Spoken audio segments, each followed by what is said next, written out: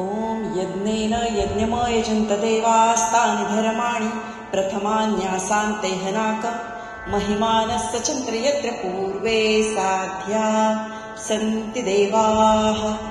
ॐ राजाधिराजाय प्रसय्यसाहिने नमो वयं वैश्रवणाय कुर्महि समे कामान् कामकामाय मह्यं कामेश्वरो वैश्रवणो ददातु। कुबेराज वैश्रवणाय महाराजाय नमः।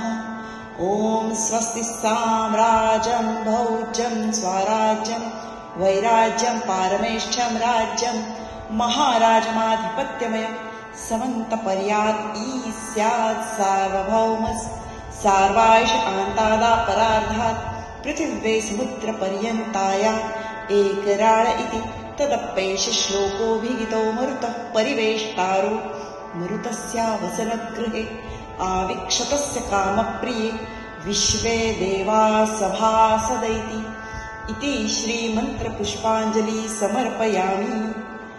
एकदन्ताय विद्महे वक्रतुण्डाय धीमहि तन्नो दन्ति प्रचोदयात्।